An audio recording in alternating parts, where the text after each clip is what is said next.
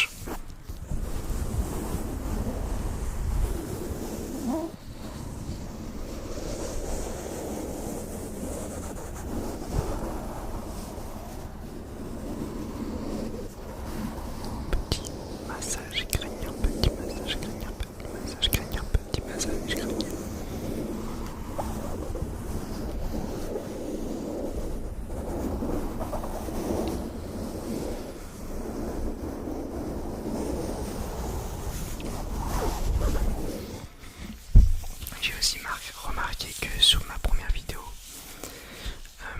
les commentaires étaient désactivés. Je ne sais pas, ça vient d'où.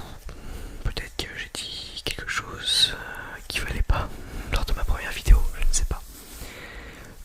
En tout cas, je vais bien voir si cette fois-ci les commentaires vont être activés ou pas. Et s'ils ne sont pas encore activés, bah, je vais essayer de voir un peu comment ça se passe pour les réactiver, voilà.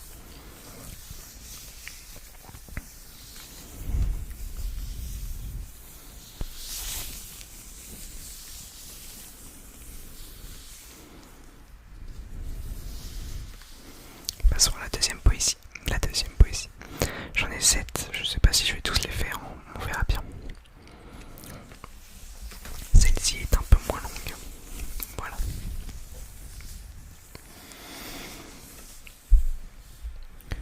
Elle se prénomme Dans le silencieux automne.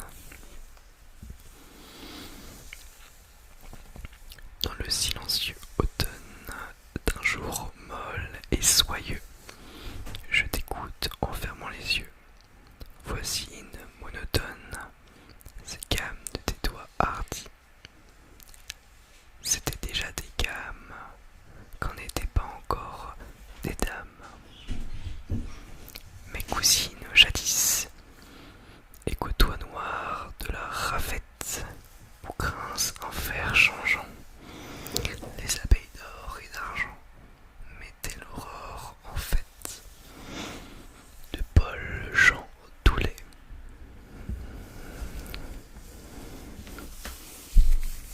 Voilà, voilà, voilà, voilà, voilà, voilà.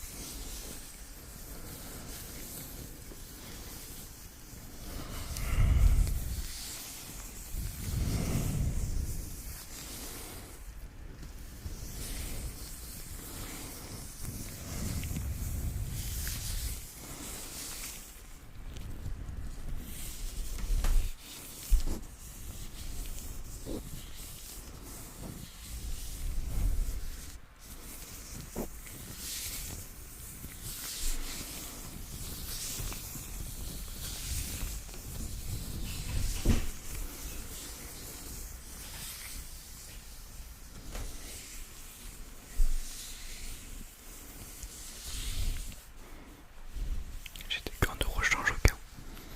J'en ai juste 2 autres. Au cas où cela se casse. Je ne sais pas. J'en ai au cas où, voilà.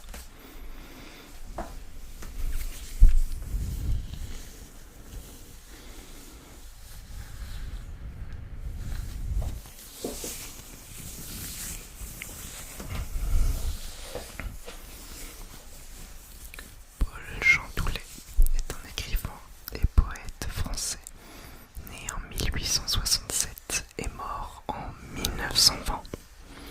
Il est surtout connu pour avoir inventé une forme poétique, la contre-rime. La contre-rime, excusez-moi. La contre-rime est un quatrain combinant rime et rime embrassée, donc des rimes A, B, B, A, et une structure qui donne une impression de déséquilibre. Il a été mis à l'honneur au cinéma, en musique ou au théâtre. Parmi ses œuvres, on peut noter Les Contre-rimes 1921, le roman Mon ami Nan 1905, ou encore Monsieur Dubourg, homme public 1898. Voilà pour Paul Jean Toulet. Voilà, la prochaine est méga longue. Je vais mourir. Ma respiration va prendre un coup.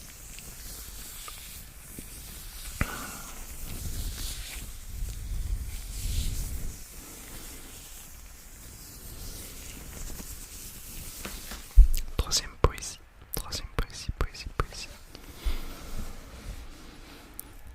Les soleils d'octobre, donc c'est le titre.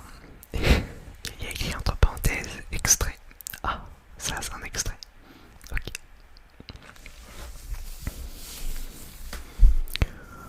Au jour où les feuilles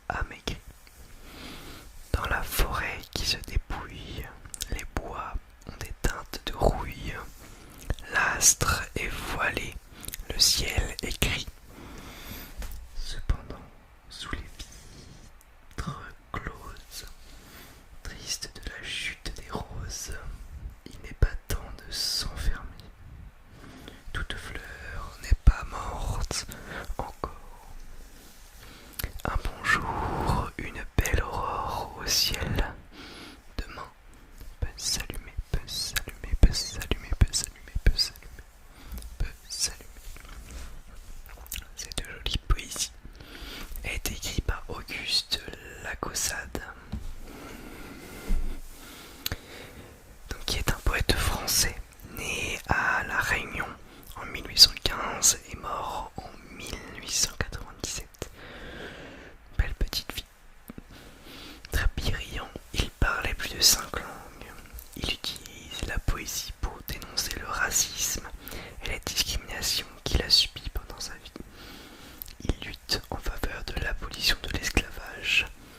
Parmi ses recueils de poésie, on peut noter Les Salasiennes, 1839, dédicacé à Victor Hugo, Poèmes et voyages en 1852, ou encore Les épaves de 1861. Les épaves de 1861, de 1861, 61, 61, 61.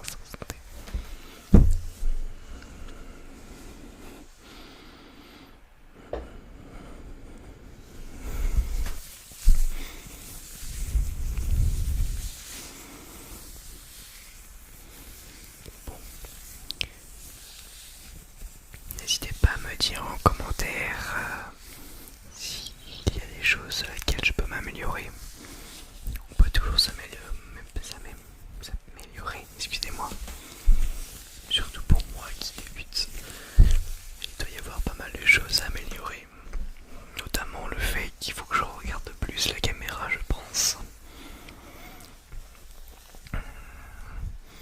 Et tout simplement que j'articule peut-être un peu mieux, parle un peu mieux. Parce que la dernière vidéo, j'avais tendance à beaucoup dire. C'est souvent comme ça quand je ne sais pas quoi dire, quoi. Je remplace le vide par cette syllabe. Tout simplement par ce mot. Je vais essayer d'améliorer ça, d'améliorer ça, d'améliorer ça, d'améliorer ça, d'améliorer ça. On va essayer d'améliorer ça, d'améliorer ça, d'améliorer ça, d'améliorer ça, d'améliorer ça, d'améliorer ça, d'améliorer ça. Voilà, voilà, voilà, voilà, voilà, voilà. Voilà, voilà, voilà, voilà, voilà, voilà, voilà, voilà, voilà. Voilà, voilà, voilà, voilà, voilà, voilà, voilà, voilà, voilà. Quatrième poésie, quatrième poésie, quatrième poésie. Elle se prénomme Chanson d'automne. Chanson d'automne, chanson d'automne, chanson d'automne, chanson d'automne. Les sanglots longs des violons de l'automne, plaisant mon cœur d'une large monotone, tout suffocant et blême quand sonne l'heure. Je me souviens des jours anciens et je pleure. Et je m'en vais au vent mauvais qui m'emporte de là, pareil à la feuille morte. Voilà, c'était une poésie assez courte qui est écrite par Paul Verlaine, né en 1844 et mort en 1896. Il est considéré comme un des plus grands poètes français. Un des plus grands poètes français. Il est toujours très étudié au collège et au lycée. Paul Verlaine est considéré comme un symboliste qui aime parler des choses abstraites comme la volonté, la fatalité et tout ce qui est inconscient et irrationnel. Dans ses poèmes, il pratique la suggestion subtile et l'art de l'image grâce à diverses figures de style. Diverses figures de style, diverses figures de style, figures de style, figures de style.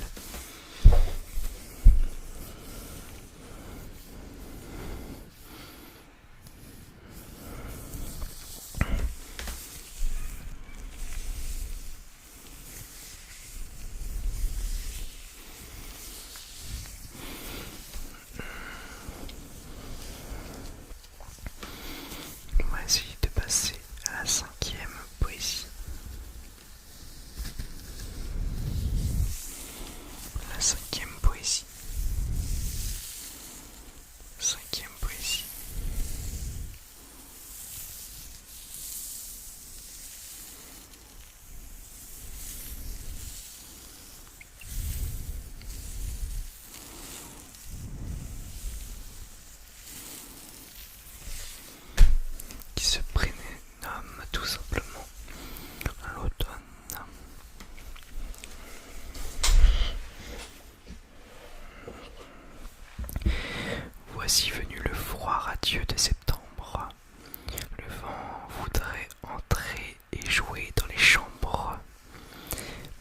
maison a l'air sévère ce matin et le laisse dehors qui sanglote au jardin. Compris, comme toutes les voix de l'été se sont tues. Pourquoi ne mettons pas de monde aux statues? Tout est transi, tout tremble et tout a peur. Je crois que la bise grelotte et que l'eau même a froid. Les feuilles dans le vent courent, des folles. Elles voudraient aller où les oiseaux s'envolent, mais le vent les reprend et barre leur chemin. Elles iront mourir sous les étangs demain. Le silence est léger et calme par minutes. Le vent au travers comme aux joueurs de flûte. Et puis tout redevient encore silencieux. Et l'amour avec un grand A qui jouait sous la bonté des yeux s'en revient pour chauffer devant le feu qui flambe, ses mains pleines de froid et ses frinleuses jambes, et la vieille maison qu'il va transfigurer tressaille et s'attendrit de le sentir entrer, de le sentir entrer, entrer, entrer, entrer, entrer, entrer, entrer, entrer. Poème réalisé par Anna de Noailles. Anna de Noailles est une poétesse et romancière française née en 1876 et morte en 1933. Même si elle a écrit en majorité des poèmes, on lui doit aussi 4 romans et 2 autobiographies. Elle a d'ailleurs reçu plusieurs prix pour ses œuvres. Elle a aussi rédigé de nombreux articles pour la presse. Adorée par Marcel Proust, avec qui elle correspond beaucoup, elle reçoit la Légion d'honneur avec Colette et lui en 1919. Elle considérait Marcel Proust comme un mentor, même s'il se voyait très peu.